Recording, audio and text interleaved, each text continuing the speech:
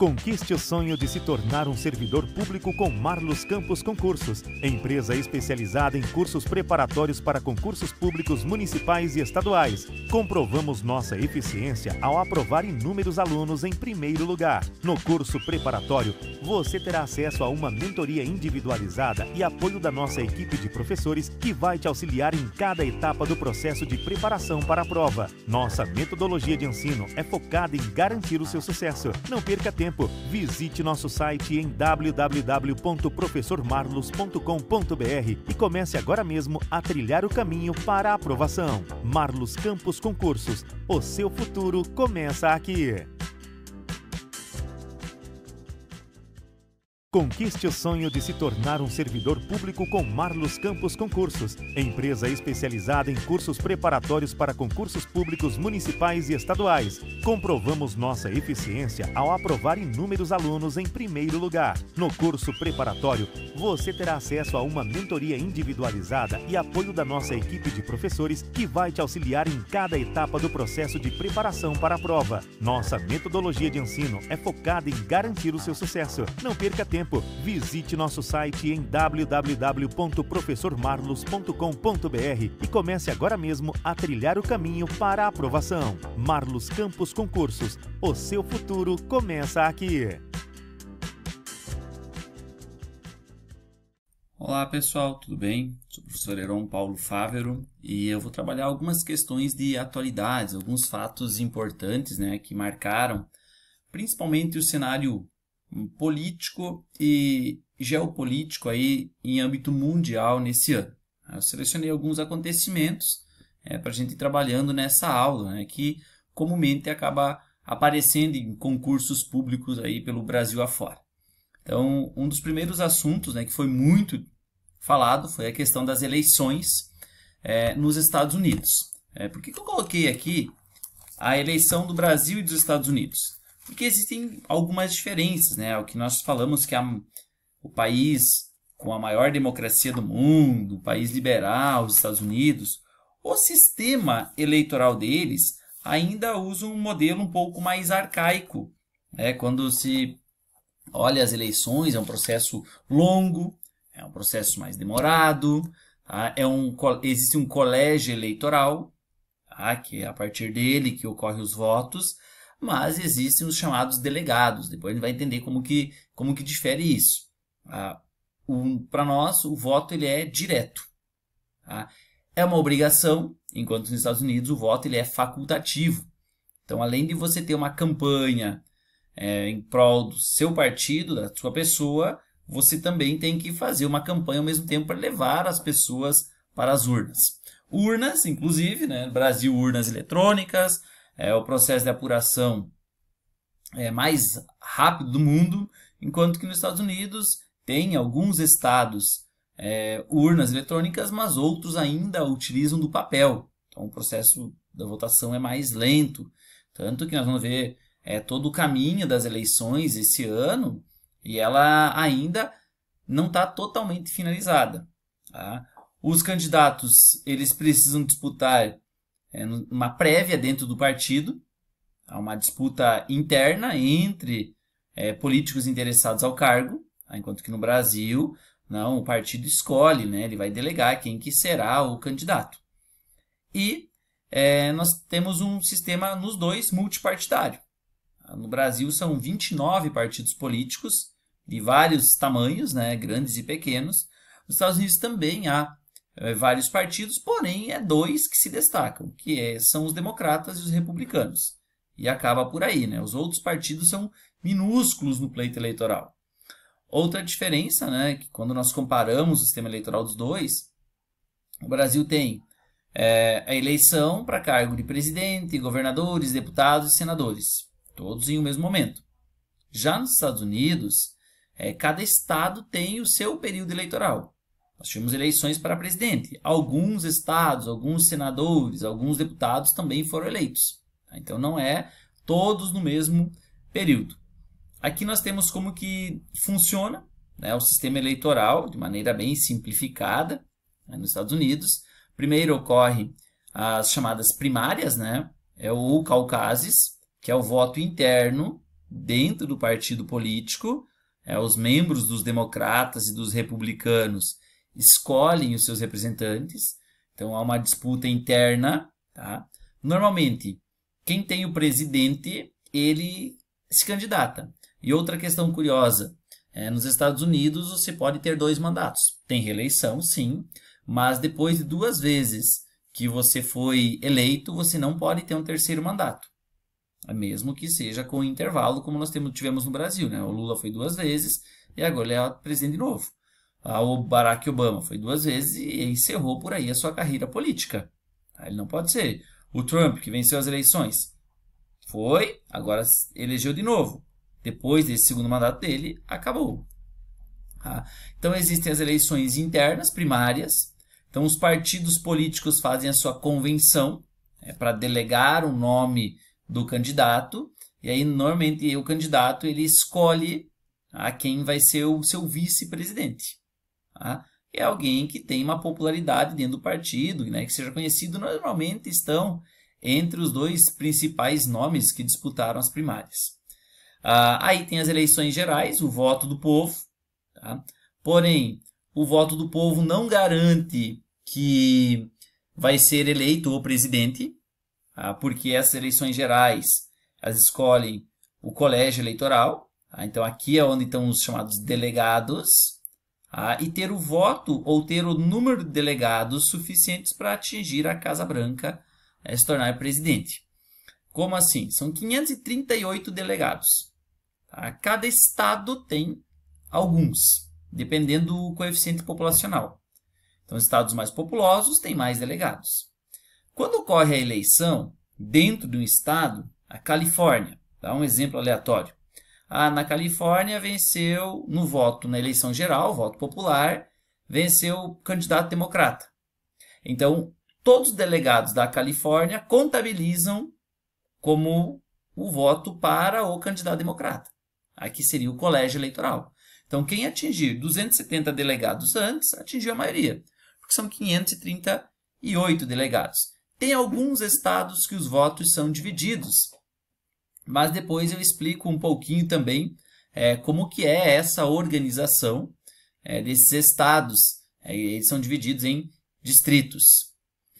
O processo eleitoral, então ele começa, tradição, começar no estado de Iowa, lá no dia 15 de janeiro, as primeiras primárias, a primeira votação interna.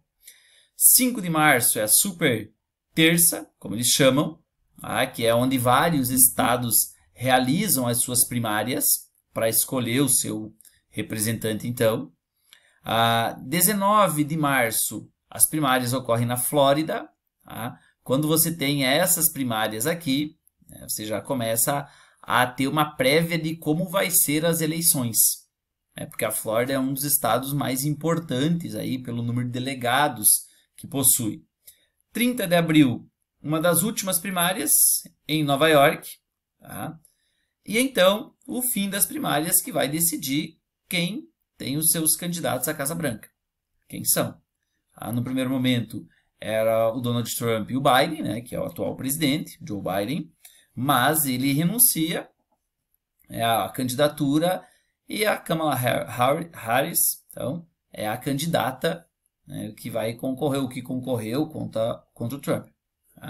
Então, entre 15 e 18 é a Convenção Nacional Republicana, que decide seu partido, e decide definitivamente o nome, e de 19 a 22 de agosto foi a Convenção Democrata, que decidiu pelo seu candidato.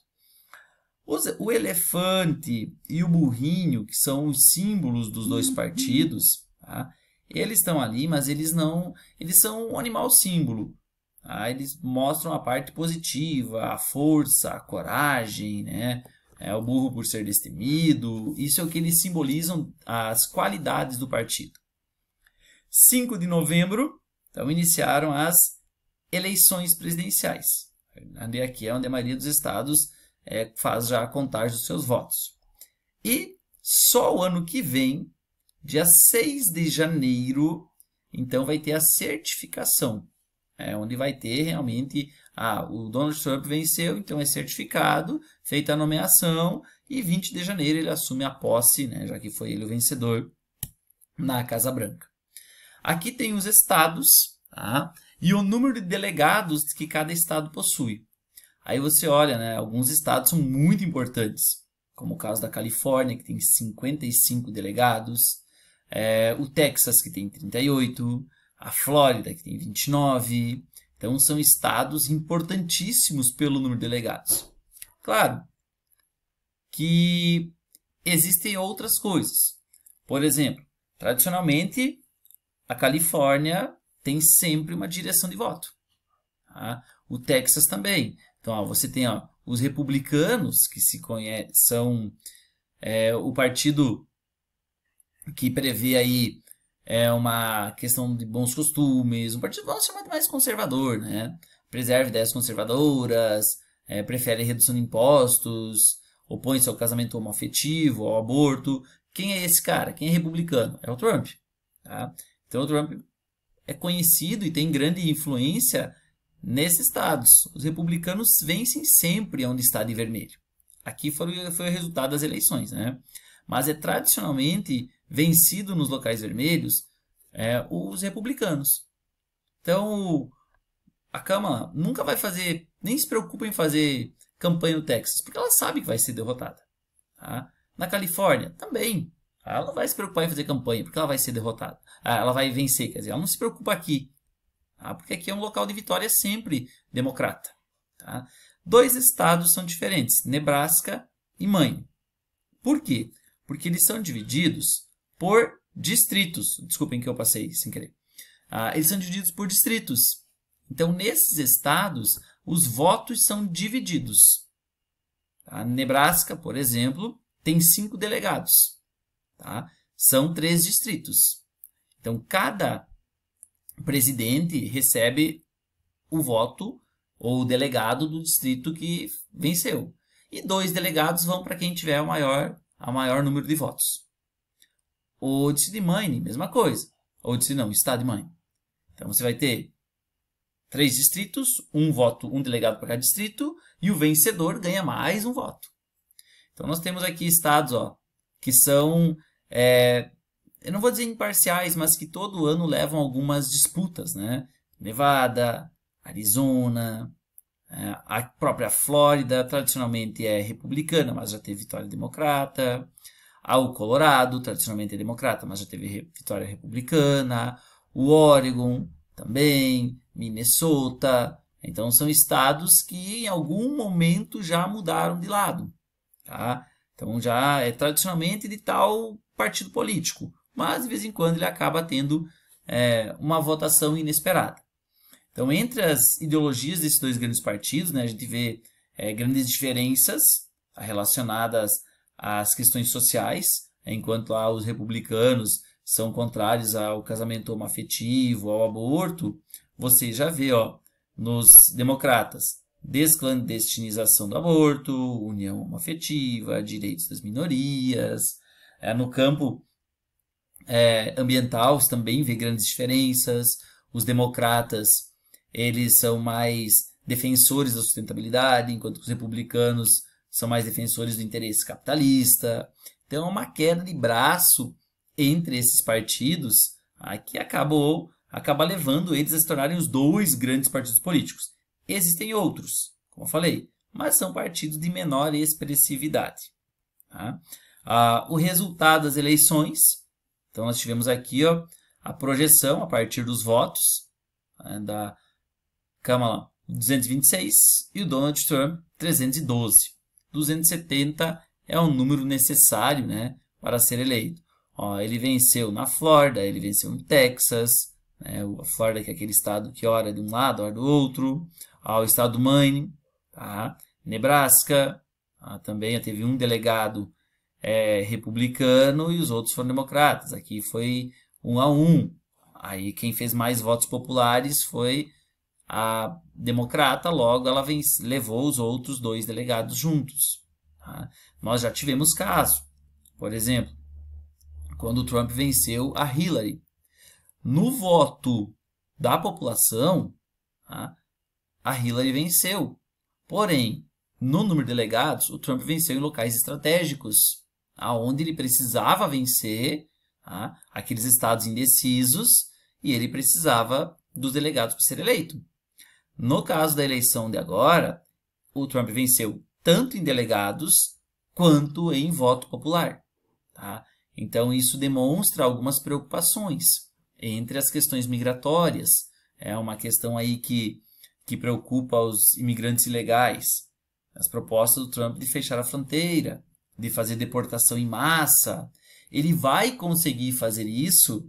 Não se sabe, porque ele é o presidente.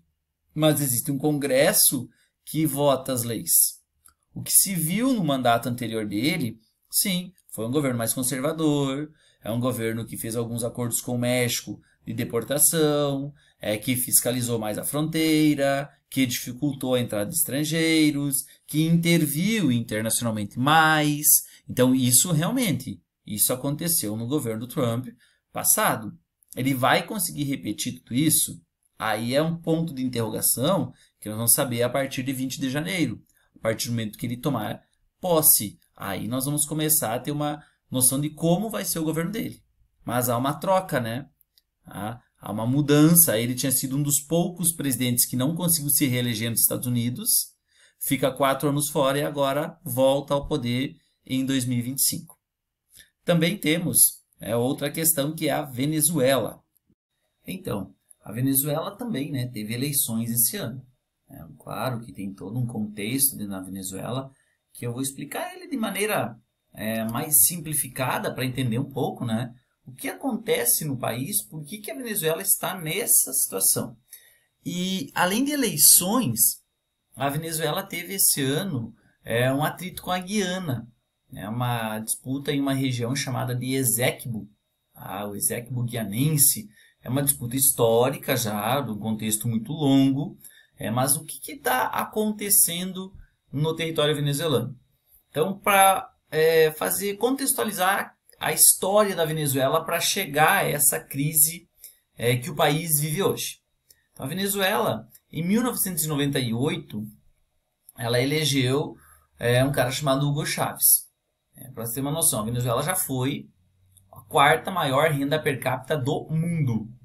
Isso foi a Venezuela há anos atrás, claro, algumas décadas atrás, com dinheiro sim proveniente do petróleo.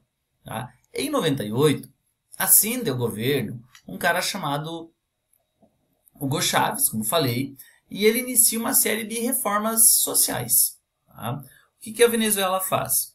Pega o recurso do petróleo, a maior reserva de petróleo do mundo é venezuelana, ultrapassa 300 bilhões de barris de petróleo, e com esse dinheiro do petróleo, o governo começa a investir em melhorias de educação, saúde, infraestrutura, começa a promover os benefícios sociais. E a Venezuela ascende não só economicamente, mas socialmente também. Já tinha passado aquele período da quarta maior renda per capita. Isso já tinha sido num outro momento para trás ainda. Mas o IDH, que é o Índice de Desenvolvimento Humano da Venezuela, supera inclusive o IDH brasileiro, está entre os melhores IDHs do continente latino-americano. O país vive uma ascensão econômica e social, uma série de melhorias. O poder de compra da população aumenta, o recurso proveniente do petróleo ele acaba sendo usado em benefício do povo. Há um processo de estatização do petróleo que fica nas mãos do governo, e o governo vai gerir esse recurso todo. Só que em 2013, o Hugo Chávez acaba falecendo. E quem assume o governo dele é o Nicolás Maduro. A partir desse ponto começam problemas. E os problemas não é porque acaba o petróleo ou algo do gênero. Não. É que políticas internacionais pressionam o governo venezuelano a promover uma abertura econômica, a uma abertura ao acesso a esse petróleo. E surgem embargos, então, e esses embargos afastam cada vez mais a Venezuela dos seus compradores de petróleo, aliados dos Estados Unidos, inclusive. Aí esse atrito vai aumentando, vem a crise do petróleo. Nós tivemos uma crise do petróleo em 2001, nós tivemos uma crise em 2008, nós tivemos uma crise em 2011. Tá? Então, essas crises alteravam o preço. Tá? Porém, a partir da ascensão do Maduro ao governo, lá atrás, em 2013, o que vai acontecer? Há um aumento na oferta do petróleo no mercado mundial. Então, o petróleo tem queda no seu preço. O preço do barril reduz. Tá? Uma economia baseada na exploração de petróleo, quando o preço reduz, é óbvio que reduz a oferta de dinheiro que entra no país. Tá? E isso começa a gerar alguns problemas, inclusive a falta de comida. De maneira bem simples aqui para tentar explicar. A economia venezuelana, 90% dela era baseada no petróleo. Então, a Venezuela não produzia o corretivo. Por quê? Porque com o petróleo eles compravam o corretivo. A Venezuela não produzia o protetor solar. Porque com o petróleo ele comprava o protetor solar. Ela não precisava ter uma economia diversificada. Porque o petróleo garantia a renda para comprar esses recursos. Só que a partir do momento em que o preço do barril diminui no mercado internacional, isso pressiona o governo venezuelano. Começa a reduzir reduzir a entrada de dinheiro estrangeiro para a Venezuela. Tá? Quem é o Nicolás Maduro? Como que ele chega ao poder? Então, o Nicolás Maduro já fazia parte, né, da cúpula venezuelana há anos. Tá? 2005 a 2006, foi presidente da Assembleia Nacional. A Assembleia Nacional é como se fosse a nossa Câmara dos Deputados. Em 2006, 2013 foi ministro das Relações Exteriores, era vice-presidente. Tá? E aí, quando o presidente morre, ele assume interinamente e aí vai vencendo as eleições. Eleições essas que são muito discutidas. E não foi a de 2024. Tá? A que ocorreu lá atrás, em 2018, foi o mesmo caso. Aí ele vence, há uma contestação. Aí lá em 2018, 2019, surge o Juan Guaidó, que se autoproclamou presidente. A Venezuela tinha dois presidentes, um presidente eleito e um presidente autoproclamado. Tá? E com as eleições desse ano foi algo muito parecido. Só não teve, o González só não se autoproclamou. Tá? Mas ele também disse que venceu as eleições. O Maduro, ele é um político novo, né, tem 61 anos, e ele faz parte do Partido Socialista Unido da Venezuela, que é um partido que todo mundo sabe de ideologia de centro-esquerda. Tá? Eu não posso dizer que a Venezuela é um comunismo ou é um socialismo, tá? Por mais que o Partido Socialista que governa. Tá? Como que ele consegue se manter no poder num país extremamente pobre? Tá? Ou num país onde a população vive com um índice de pobreza alarmante, que a população foge, vai embora, tá? Porque não tem dinheiro. O salário venezuelano é cerca de 3 dólares. 3 dólares, se você multiplicar por 6, vamos arredondar um cálculo, são 18 reais. Tá? Tanto que ninguém nem utiliza, os próprios venezuelanos não querem o bolívar, que hoje eu vi ao longo desses anos aí de crise, né, de 2014 para cá, a Venezuela tinha o bolívar. Aí quando a inflação aumenta, eles substituem pelo bolívar soberano, e agora tem o bolívar digital, tá? Que é uma espécie de moeda virtual, porque é mais caro imprimir o dinheiro do que o valor que ele tem. Então a economia venezuelana funciona, o mercado informal com dólares. É assim que funciona, a população não quer receber o bolívar digital, porque ele não tem valor, do dia para a noite ele desvaloriza muito rápido.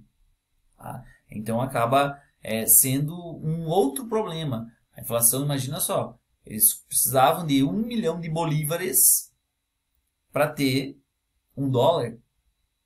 Aí eles cortaram os zeros para ter 1 bolívar e 1 dólar. Já voltou a subir de novo, quer dizer, algo muito rápido, inflação galopante. Tá? Além disso, antes do período eleitoral, a Bolívia teve um atrito com a Guiana, devido a esta região, que está destacada aí, que é a chamada região do Eséquibo. Tá? Por que Eséquibo? Porque aqui, ó, esse azulzinho é o rio Eséquibo. Tá? Essa área é uma disputa já antiga, não é de hoje que a Venezuela tem interesse. E o Maduro, antes das eleições presidenciais, e depois eu vou falar um pouco mais sobre as eleições, ele fez um plebiscito dentro da Venezuela, e nesse plebiscito a decisão era por anexar a Guiana Eséquiba, ou a região do Eséquibo. A população vota favorável, porque eles sabem da riqueza que existe ali. Os hidrocarbonetos, o petróleo, o gás, os minerais metálicos como o ouro, então eles sabem da riqueza existente. E a população opta por anexar esta região, quem sabe, né, com a ideia de que possa vir a melhorar a situação econômica do país. Então vamos anexar uma nova área que tem recursos minerais de grande valia, de interesse internacional. O Maduro faz, em cima dessa anexação, toda uma propaganda política para si, que se aproximava do pleito eleitoral, então isso aumentou para aumentar a popularidade dele. E após o plebiscito, o governo venezuelano ele aprova então uma lei, um decreto, anexando o Eséquibo guianense. Tanto que o Maduro fez lá um outro decreto, modificando o mapa da Venezuela, proibindo o uso de mapas antigos, e os novos mapas deveriam ter a Guiana, o Eséquibo anexado. Essa área aí é mais da metade do território da Guiana. Quem que governaria? Diretamente até o ano que vem, o governo de Caracas, é do Maduro. Porque o ano que vem a Venezuela tem eleição para governadores, para parlamentares também. E aí será eleito um governador para essa nova região, para essa nova província. O que a Guiana diz? Não, a Guiana não reconhece o decreto, não reconhece o plebiscito feito. O que a comunidade internacional diz sobre isso? A maioria dos países também não reconhece. Tanto é que Estados Unidos e Inglaterra aportaram nesta região aqui navios de guerra. Porta-aviões. Dando um recadinho lá para o Maduro. Se você vir tentar reclamar essa zona para você, essa área, nós estamos aqui prontos para defender a Guiana. Porque militarmente a Guiana é minúscula frente à Venezuela. Qual é a posição do Brasil? O Brasil, quando se iniciou as discussões em relação à Guiana, já moveu exércitos para essa área aqui. Por quê? Para a Venezuela chegar e dominar esse território, tem que usar o território brasileiro, porque aqui é mata fechada, floresta amazônica.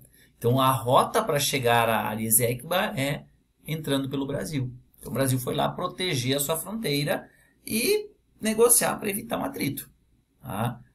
Não se falou mais disso após os porta-aviões estarem atracados nesta região aí. A discussão é antiga. Existe um tratado que envolvia a Guiana, quando ela se torna independente da Inglaterra, lá em 1866. E esse território aí do Eséquibo pertencia à Inglaterra, ao Império Britânico. E aí passa a Guiana. Porém, há um acordo mais antigo que trata, dizendo que essa região é da Venezuela. Então há uma disputa, a Venezuela usa um tratado antigo, a Guiana usa o tratado mais recente. A descoberta de minerais é o que atrai os interesses na região. Após isso, nós tivemos as eleições na Venezuela. Mais uma vez, como era previsto, todo um cenário de discussão, de um lado o Maduro, que venceu, e do outro lado o Rafael González, que também venceu. Por quê? Você tem o partido do Maduro, de esquerda, o partido do González, de direita, o Conselho Nacional Eleitoral, que é o órgão oficial, 2 de agosto, divulgou o resultado das eleições, dando vitória a Maduro. A plataforma de oposição dá vitória ao González. Um estudo aí envolve o Brasil, a Universidade Federal de Pernambuco, Michigan e Venezuela, é um outro órgão, aí, um conjunto de órgãos, dá vitória também ao González. Tá? No primeiro momento, um órgão internacional pedia fazer a recontagem usando as atas eleitorais, porque por ela poderia se ver a veracidade dos votos. Num momento inicial, o Conselho Nacional Eleitoral, que seria nossa espécie de TSE, né, anunciou que daria essas atas para serem analisadas, depois volta atrás e disse não, nós não vamos entregar as atas, confirmando a vitória de Maduro. Isso leva a uma pressão. Tá? O González ele acaba indo para casa do diplomata holandês, fica lá por alguns dias, tá? Até conseguir fazer um acordo, tá? Com o governo. Ele assina um acordo com o governo venezuelano que vai embora. E o González ele consegue ter o asilo político, né, na Espanha. Tá? Tanto é que ele anunciou, não faz há poucos dias atrás, que ele voltaria para a Venezuela. E o governo venezuelano diz que se o González voltar, ele vai ser preso ao desembarcar na Venezuela. Então houve manifestações, houve protestos, tá? Mas o resultado final acabou sendo a vitória do Maduro. Na prática, continua aí o governo por mais alguns anos. Outro assunto que está no cenário midiático e todo o tempo ele reaparece é o conflito que envolve Rússia e Ucrânia. Tá? Aí a gente também tem uma disputa antiga, né? Não pode pensar só a questão atual, envolve questões econômicas, envolve questões políticas, questões culturais e étnicas. São vários os fatores envolvidos nessa disputa entre as duas nações. Tá? Então aqui nós temos um mapa, deixa eu projetar aqui, que mostra o território ucraniano, os vizinhos da Ucrânia, tá? E aqui então eu tenho a Rússia. Então quando você olha, também tem que observar sempre o contexto histórico para conseguir entender muitas coisas. Tá? Quando você olha a questão histórica, o território da Ucrânia ele já foi território russo. Na época da União Soviética, a União Soviética surgiu em 1922, durou até 1991. Tá? E quando a União Soviética existia, a Rússia, a Belarus, era um único território. Eram 15 nações que pertenciam à União das Repúblicas Socialistas Soviéticas. E dentro desse espaço havia uma livre circulação de pessoas. Tá? Só que em 91, quando há a divisão da União Soviética, as repúblicas se tornam independentes, o que acaba acontecendo? Tá? Havia muitos russos, e há, no caso, muitos russos, que moram em território ucraniano, há muitos russos que moram em Belarus, há muitos russos que moram na Moldávia. Tá? Mas até aí a situação era tranquila. Tá? Só que o que acabou acontecendo? A Rússia ela iniciou um movimento de expansão dos seus territórios. Por esse cara aqui, ó, o Vladimir Putin. Inclusive, reeleito, né, agora em 2024. Né, foi outro país que teve eleições. O Putin assume o poder, assume mais um mandato de 6 anos. Depois eu vou voltar a falar dessa questão das eleições. Mas a partir do governo do Putin, lá atrás, lá em 2000 ainda, a Rússia inicia alguns movimentos de avanço territorial, de ocupação de territórios, de países aliados, ou antigos aliados. E nesses conflitos, por exemplo, com a Geórgia, envolvendo uma província chamada de Ossétia, tá? Vai acontecer a saída da Geórgia de uma aliança econômica chamada de SEI, Comunidade de Estados Independentes, que tinha sido criada pela Rússia logo após o fim da União Soviética. Tá? E em 2014, então que eles completam 10 anos agora, que esse atrito com a Ucrânia se intensificou. Em 2014, esse território aqui da Crimeia, que é uma península, tá, ligada, que é uma pequena faixa de terra à Ucrânia, iniciou um movimento separatista e fez um plebiscito. Tá? Por que que isso acontece? A Crimeia separou da Ucrânia. Tá, mas por quê? Para entender, em 2013, um ano antes, o governo ucraniano era um cara chamado Viktor Yanukovych. Tá? E o governo ucraniano do Viktor Yanukovych se aproximava da União Europeia. Só que essa aproximação da União Europeia ia contra os interesses russos. Faltava o quê? Faltava o Viktor Yanukovych assinar o acordo que a Ucrânia seria uma nova membro da União Europeia. Só que quando isso iria acontecer, o Viktor muda de postura e diz, não, eu vou me aproximar, eu me reaproximar da Rússia. Esse fato leva à deposição dele. E então, em 2014, na Península da Crimeia, foi realizado um plebiscito. Tá? Um plebiscito que pedia a separação da Crimeia, tá, em relação à Ucrânia e a anexação à Rússia.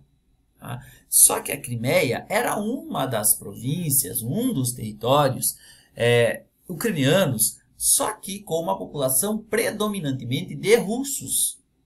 Então é óbvio que esse plebiscito seria aprovado. Na verdade, não seria, ele foi aprovado. E a Crimeia, então, se declara separada, independente, autônoma da Ucrânia, e a Rússia ajuda os seus compatriotas. Segundo o governo do Putin, tanto 2014 como a questão de 2022, a Rússia se aproxima, ela ocupa essas áreas para defender o seu povo, o povo russo que vive em território ucraniano. Tá? A situação se torna cada vez mais tensa entre os dois países, e então acaba sendo eleito o Volodymyr Zelensky, presidente ucraniano, com uma promessa, né, de fazer o quê? De solucionar os atritos. Só que, em vez disso, a situação só se agrava. E o que acontece? Em 2021, a Ucrânia ela pede para fazer parte da OTAN. A OTAN é uma aliança militar capitalista. E essa aliança capitalista, ela fornece ajuda para qualquer país que esteja invadido. Por algum inimigo, então todos movem tropas e defendem. Essa aliança ela foi criada no período de Guerra Fria, quando a União Soviética tinha um exército chamado Pacto de Varsóvia e os capitalistas tinham a OTAN. Com o fim da União Soviética, o Pacto de Varsóvia desapareceu, tá? E a OTAN se mantém. E ela foi ampliando membros. Por exemplo, Lituânia, Letônia, Estônia, hoje são membros da OTAN, que eram membros da URSS. Tá? E o exército da OTAN, o exército capitalista, que a Rússia acusa de estar vigiando o seu território, foi se aproximando próximo da fronteira, tá, com a Rússia. Tá? E se a Ucrânia fizesse parte, isso aumentaria ainda mais a presença de soldados do Ocidente, em outras palavras, soldados americanos e estadunidenses próximo da fronteira com a Rússia. Tá? E a gente sabe que, historicamente, Rússia e Estados Unidos têm atritos políticos e econômicos. Então, em 2021, começa a se noticiar que esta região, né, de fronteira aqui, essa região chamada região de Donbas, onde tem duas grandes cidades, Donetsk e Luhansk, inicia um movimento de separatistas. Há movimentos rebeldes pró-Rússia. Tá? E dentro desse movimento, o governo ucraniano vai tentar sufocar para manter essas províncias sob o seu controle. Só que isso leva a uma reação de quem? Da Rússia, que mais uma vez diz que vai a essa região fazer o quê? Proteger os russos que moram aqui. Tá? E ocupa não só essa área, ocupa vários locais. Tá? Avança sobre o território russo. É uma guerra de avanços e recuos, tá? Entre as duas nações. Mas em 2022, oficialmente, a Rússia então adentra território ucraniano. Já são quase 3 anos de conflito.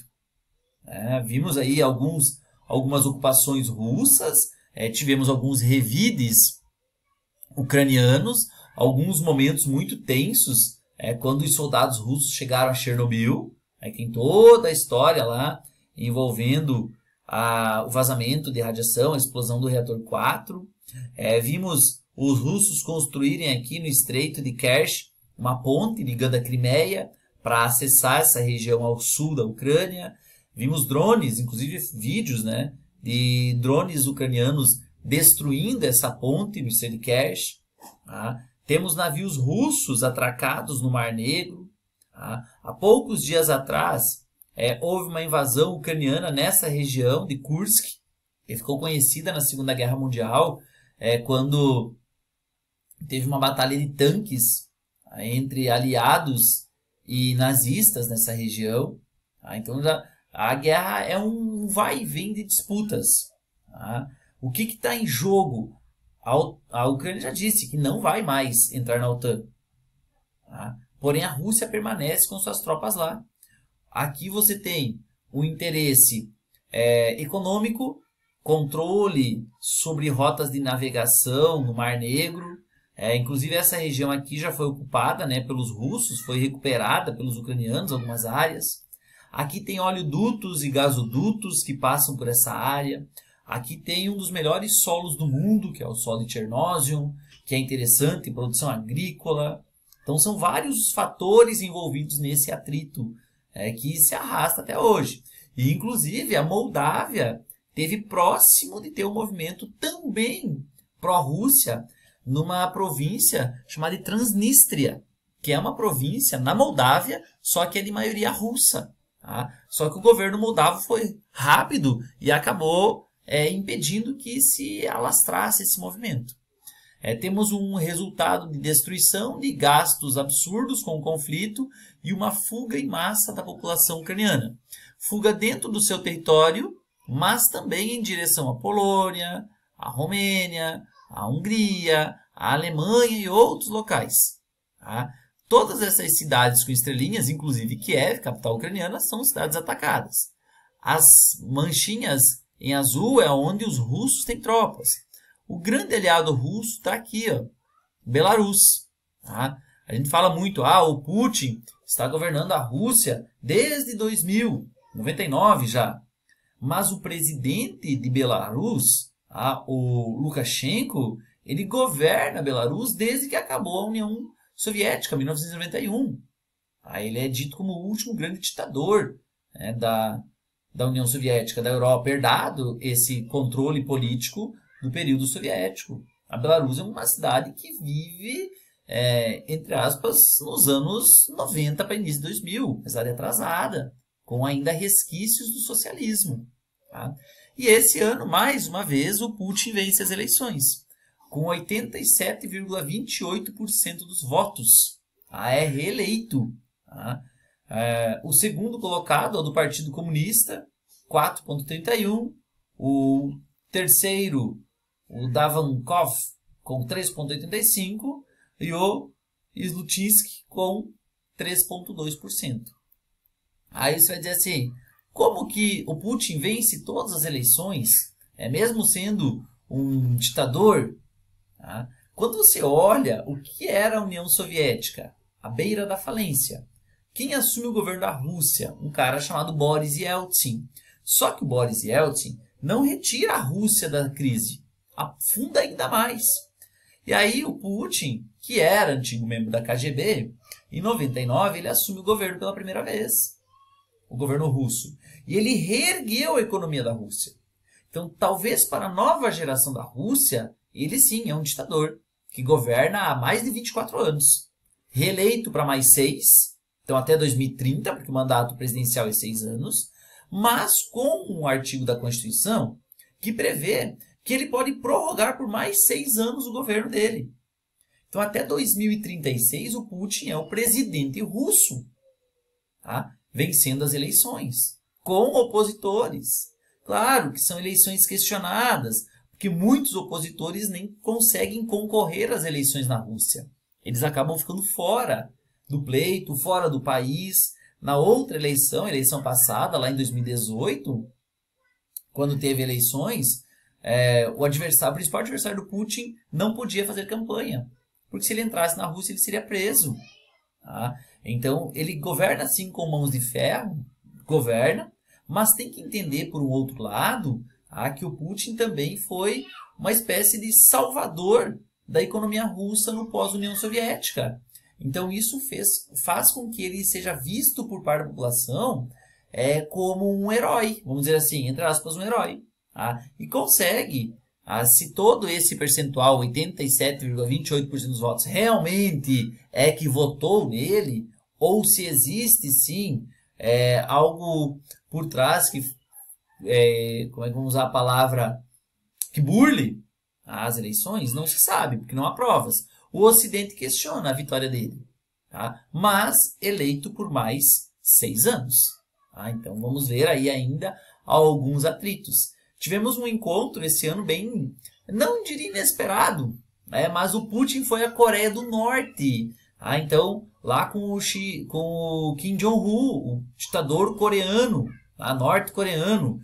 No Coreia do Norte, falar um pouquinho aqui rápido, é a única ditadura hereditária da humanidade. Não existiu nunca isso. É uma ditadura hereditária, onde o Putin se aproximou, foi lá, fez uma visita, tá, ao Kim Jong-un, passearam de carro, fizeram acordos.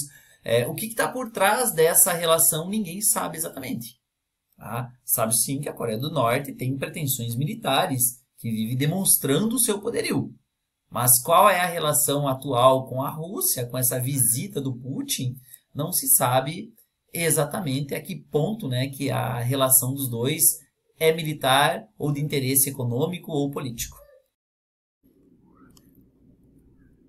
Outro assunto que nós temos, que também esse ano apareceu várias vezes na mídia, é o conflito entre Israel e Palestina, que envolve Hamas, que nós ouvimos, ouviu-se falar do Hezbollah. Então tem vários atritos que tratam dessa situação. É uma situação antiga também. É um dos conflitos mais antigos que se tem dentro dos conflitos atuais. Né? Ele tem uma herança aí lá no ano de 1947, quando a ONU resolveu fazer uma divisão, criando o Estado de Israel. Inclusive, essa divisão é a que está proposta aqui nesse mapa. Essa divisão aqui é a divisão proposta da ONU em 1947. Esta aqui é a situação atual do território entre palestinos e israelenses. Aí envolve questões religiosas, principalmente, a divergência entre palestinos de um lado e judeus de outro, palestinos de origem árabe, onde o ponto central das discussões é a cidade de Jerusalém. Por quê? Historicamente, Jerusalém tem uma importância religiosa. É ali que tem uma parede, um muro, que é chamado de Muro das Lamentações, que é um resto do Templo de Salomão. Salomão foi o último rei dos judeus. Na verdade, nem eram judeus ainda, eles eram hebreus, né? Foi o último rei hebraico. E essa parede, esse muro que está lá, é o resto desse templo que foi destruído, depois foi reconstruído, destruído de novo, e é onde os judeus vão lá e colocam bilhetinhos nas frestas do muro, fazendo pedidos. Mas é ali em Jerusalém também que está um dos locais mais importantes para o islamismo, que é a Esplanada das Mesquitas.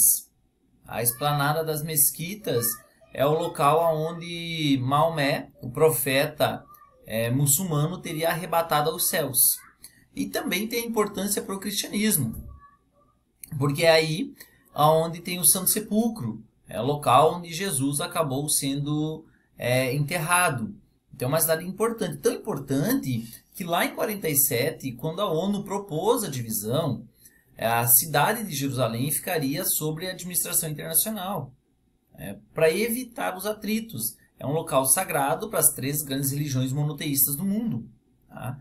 Só que a questão de disputas nas regiões vem antes de 47. Tá? Você pega aí o território que inclui hoje Israel e Palestina, até o período de Primeira Guerra, até início da Segunda Guerra Mundial, né, era território britânico. E nesse período pós-Primeira Guerra, os britânicos incentivaram um movimento chamado de sionista. E esse movimento sionista era a ida de judeus, ao retorno de judeus para Canaã. Canaã é a terra prometida, está lá na Bíblia, né? Segundo os judeus, Javé teria prometido a Abraão isso 2000 anos antes de Cristo. E por isso que eles migraram para essa região. Mas por outras questões tiveram que sair daí, as chamadas diásporas. Além disso, nesse período pós Primeira Guerra Mundial, vai ter todo o contexto da perseguição dos judeus pelos alemães. Aí os judeus são levados aos campos de concentração, aos campos de extermínio, né, quando começa a chamada solução final. E no final da Segunda Guerra Mundial, a ONU propõe dividir o território palestino, que era um território britânico. A Inglaterra, os britânicos, então, a Grã-Bretanha, concorda com essa divisão. Tá? Só que a divisão cria um Estado judeu e um Estado árabe. O Estado judeu é reconhecido, já o Estado árabe não. Tá? E isso provoca guerras. 47 há a proposta de partilha. Inclusive o Brasil, o representante brasileiro na ONU era o Oswaldo Aranha, ele vota favorável à criação do Estado de Israel. Então é criado o Estado de Israel e no ano seguinte é posto em prática. Isso provoca a Primeira Guerra. Foram 4 grandes guerras. 48 é a chamada Guerra de Independência. Então em 1956 ocorre uma Segunda Guerra, tá? Aonde nessas guerras Israel já vai avançando sobre o território árabe, o território palestino. Então se percebe na mudança de um mapa para o outro, tá? Essas transformações. E aqui eu coloquei um link, onde nesse link aqui tem as transformações que cada guerra provocou na questão territorial. Tem uma notícia, algumas informações recentes aí de Israel e Palestina, e mostrando essas transformações territoriais. Tá? Mas, voltando à questão aqui, em 56 tem um segundo conflito. Aí esse conflito não envolvia só Israel e Palestina, envolvia outros países, como Síria, Líbano, Transjordânia, hoje só Jordânia, né? Egito. E em 56 é a chamada Guerra de Suez. Tá? Aí vai ter, em 67, a chamada Guerra dos 6 Dias. Em 6 dias, Israel avançou sobre o território de Gaza, sobre Cisjordânia, as colinas de Golã, tá? A península do Sinai, que é aqui onde está escrito Egito, e Jerusalém Oriental. E toma esses territórios.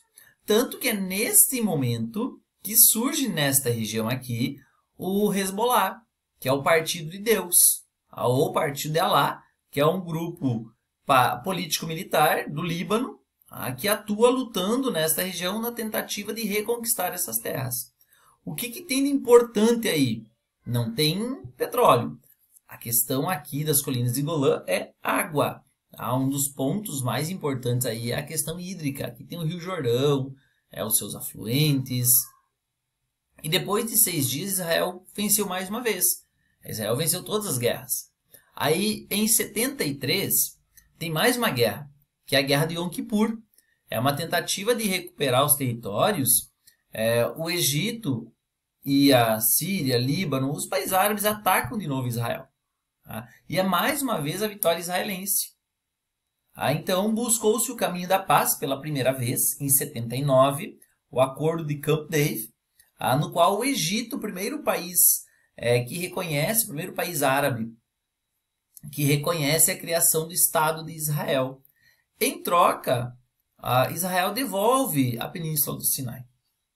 Tá? Essa década de 70 é bem conturbada no Oriente Médio. Vai ter a Guerra de Yom Kippur, vai ter o Acordo de Camp David, que é esse acordo de paz, vai ter a Revolução Iraniana, que inclusive depois eu vou falar do Irã também, vai ter a invasão soviética ao Afeganistão, foram vários assuntos, e isso acabou provocando uma grave crise no petróleo.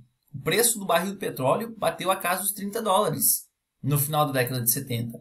E no início da década de 70 custava pouco mais de $2.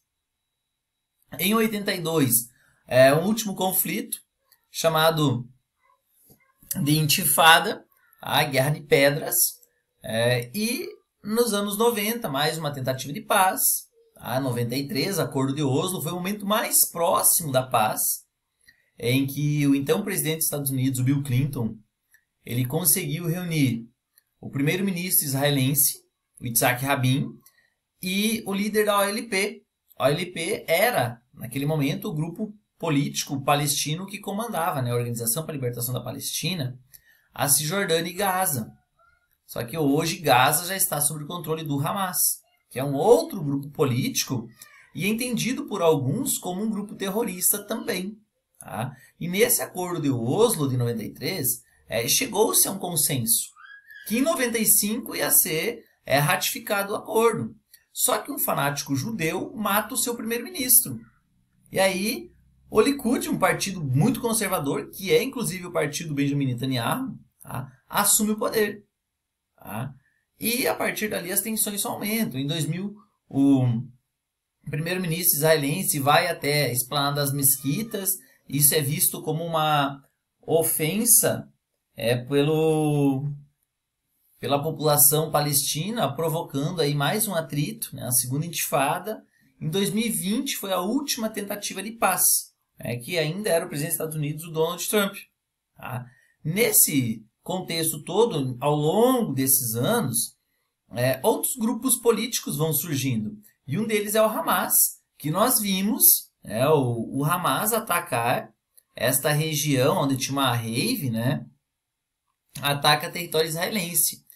O Hamas, ou o Movimento de Resistência Islâmica, visto pelo Ocidente como um grupo terrorista, é um grupo político e militar palestino de orientação sunita, tá? Que controla a faixa de Gaza. E tem como principal opositor o Fatah, tá? Que é o grupo político que controla a Cisjordânia.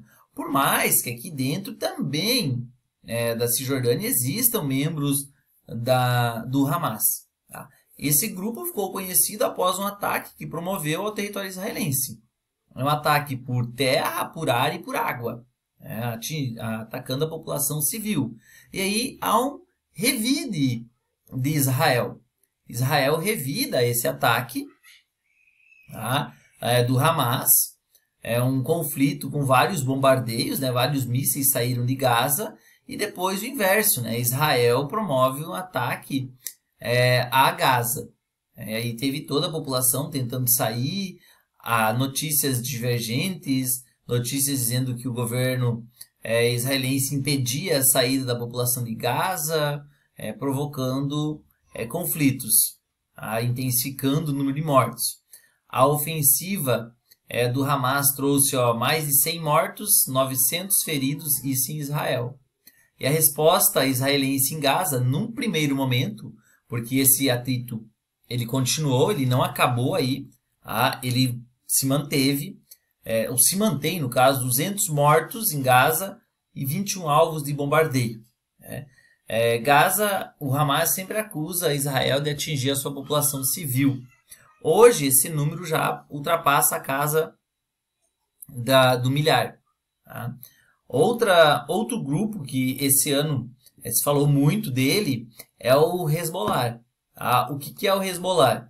O Hezbollah, ou Partido de Alá, Partido de Deus, é um grupo também político paramilitar, extremamente conservador, de origem xiita, libanesa, fundado lá nos anos 80, depois da tomada das colinas de Golã. Tá? Para você ter uma noção do Hezbollah, o exército do Hezbollah é superior em número de soldados ao exército do Líbano. Tá? E tem o apoio do Irã e da Síria, que são governos mais conservadores. O Irã, que também é xiita, e a Síria, que é alauíta.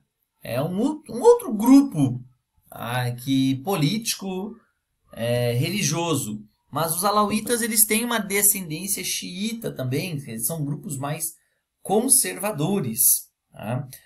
Esse Hezbollah é uma força política muito importante, tá? Que além de ter essa força política, promover esses ataques a Israel, ele também vem atuando em diversos serviços sociais na região. Opera escolas, hospitais, serviços agrícolas, para quem mora nessa região.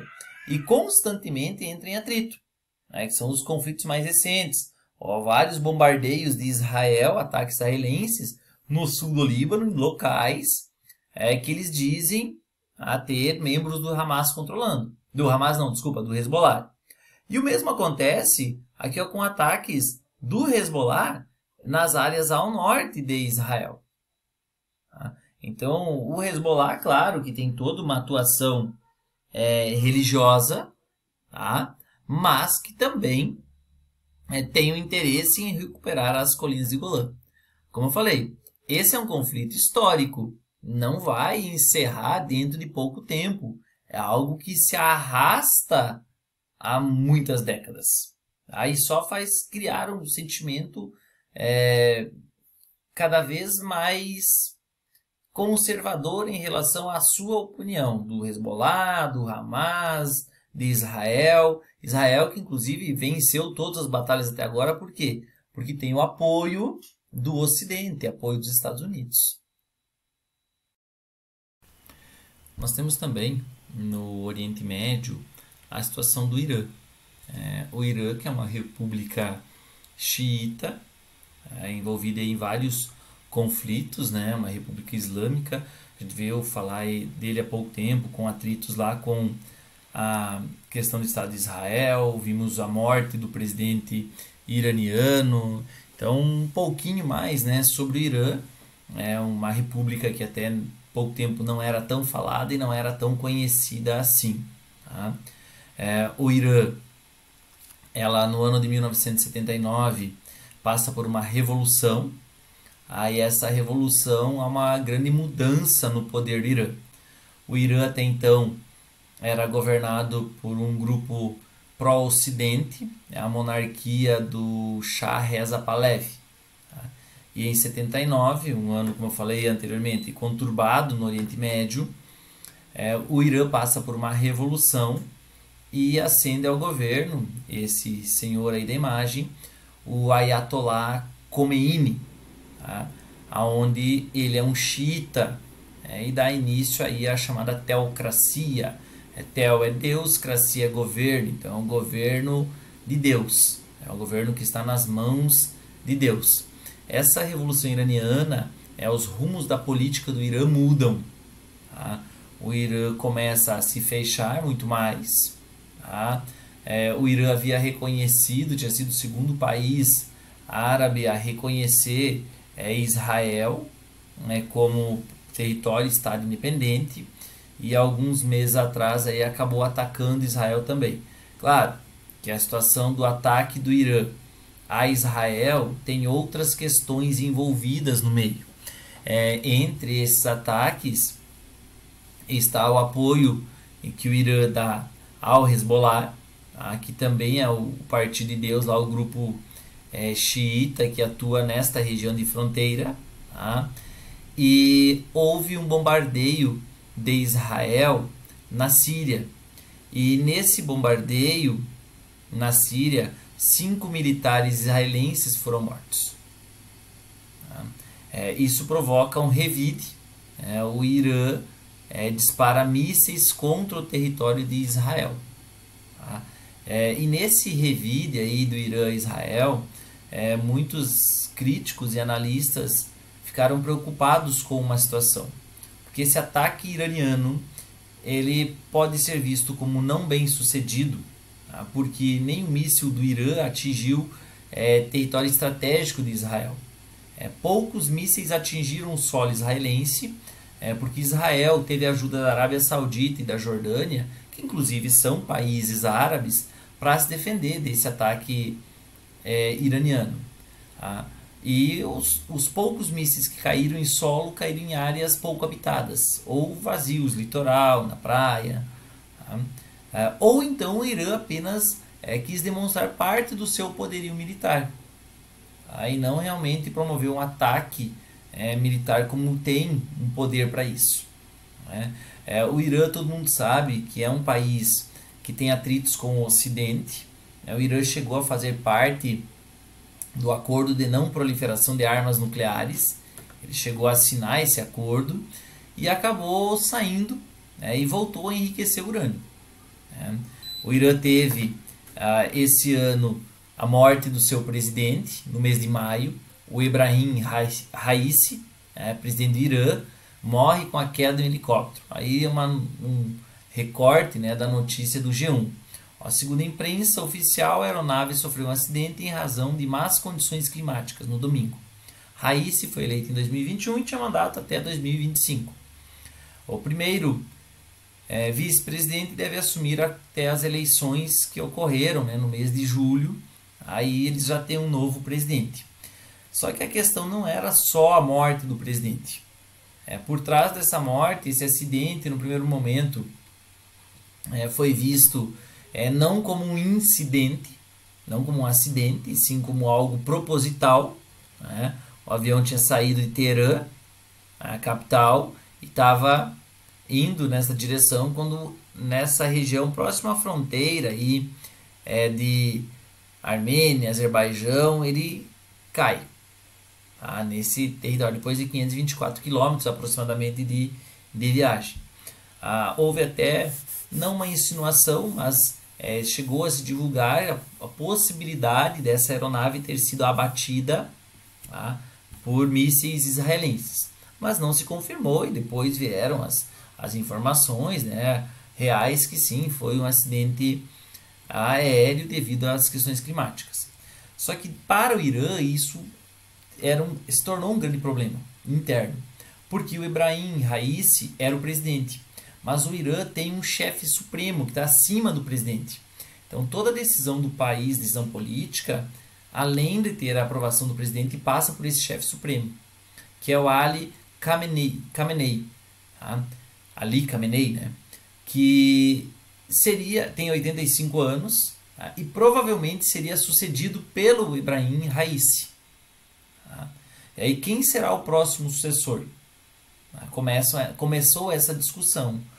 Tanto que se cogitava que o filho do chefe supremo assumisse o cargo de presidente, fosse um dos candidatos, e pudesse ser futuramente o novo líder supremo do país.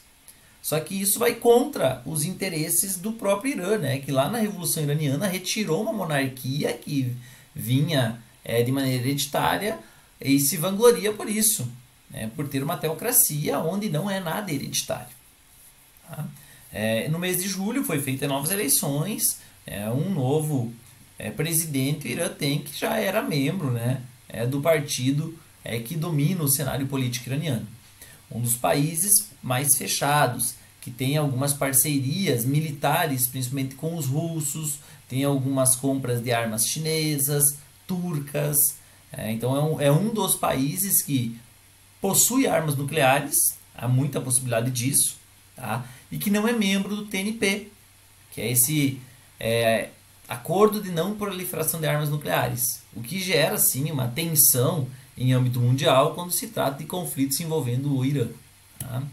E ainda nós falamos aí de eleições, né, em quase todos os países citados na aula de hoje, e olha a quantidade de países que tiveram eleições em 2024. Os Estados Unidos, o México, eleições presidenciais, né? Aí você vai ter alguns países da África, a própria Rússia, a Venezuela teve eleições. Aí nós tivemos presidenciais e do legislativo, os Estados Unidos, não todos os estados, mas uma boa parte dos estados dos Estados Unidos também tiveram eleições por seus deputados. Tivemos eleições municipais, ou algo que apenas o Brasil teve. Tivemos eleições apenas para o legislativo em algumas nações. Aí a Índia, há uma questão que eu não comentei, né? A África do Sul teve eleição para presidente e para legislativo. A África do Sul, pela primeira vez na sua história, em 30 anos de história, o partido criado pelo Nelson Mandela, que assumiu o governo lá em 94, né, após o apartheid, ele não ficou com a maioria no Congresso africano. Então, pela primeira vez, em 30 anos, a África do Sul não terá o partido criado pelo Nelson Mandela no poder. A própria União Europeia, esse ano teve eleições, eleições para escolher os membros do Parlamento Europeu, Aqui, ó, entre 6 e 9 de junho, foram eleitos, né, os representantes dos 27 países que compõem a União Europeia para formar o parlamento. Então, a todos os países com as eleições. Tem o caso aqui da Ucrânia. A Ucrânia tinha previsto para março eleições, mas devido ao contexto de guerra, não teve. Então, a Ucrânia acabou não tendo as eleições. Acabou ficando de fora. O contexto da guerra dificultou. Tivemos as eleições no Irã, tivemos eleições na Finlândia, tivemos eleições em países pouco conhecidos e de pouca expressão, eleições na Rússia, tivemos eleições na Índia, claro que na Índia, Portugal foi para o seu Senado, na África do Sul, lá no mês de maio, no México em junho, tivemos eleições aqui também, dentro do Brasil, as eleições municipais em 6 de outubro, tivemos eleições no Uruguai em 27 de outubro, recente a situação, e países que ainda terão eleições até dezembro, né? E outros países aqui as eleições não tem data definida, para ocorrerem ainda, certo? Pessoal, espero que eu tenha contribuído aí, são muitas informações. Muitas vezes tem que trazer um contexto histórico para compreender a situação daquele país, por quem é o Maduro, quem é o Vladimir Putin, o cenário que os países vivem. Tá? Até uma próxima aula. Estamos tendo reunião de G20, de outros blocos. Daqui uns dias eu trago essas informações também numa nova aula para vocês. Até mais! Conquiste o sonho de se tornar um servidor público com Marlos Campos Concursos, empresa especializada em cursos preparatórios para concursos públicos municipais e estaduais. Comprovamos nossa eficiência ao aprovar inúmeros alunos em primeiro lugar. No curso preparatório, você terá acesso a uma mentoria individualizada e apoio da nossa equipe de professores que vai te auxiliar em cada etapa do processo de preparação para a prova. Nossa metodologia de ensino é focada em garantir o seu sucesso. Não perca tempo. Visite nosso site em www.professormarlos.com.br e comece agora mesmo a trilhar o caminho para a aprovação. Marlos Campos Concursos, o seu futuro começa aqui. Conquiste o sonho de se tornar um servidor público com Marlos Campos Concursos, empresa especializada em cursos preparatórios para concursos públicos municipais e estaduais. Comprovamos nossa eficiência ao aprovar inúmeros alunos em primeiro lugar. No curso preparatório, você terá acesso a uma mentoria individualizada e apoio da nossa equipe de professores que vai te auxiliar em cada etapa do processo de preparação para a prova. Nossa metodologia de ensino é focada em garantir o seu sucesso. Não perca tempo. Visite nosso site em www.professormarlos.com.br e comece agora mesmo a trilhar o caminho para a aprovação. Marlos Campos Concursos, o seu futuro começa aqui.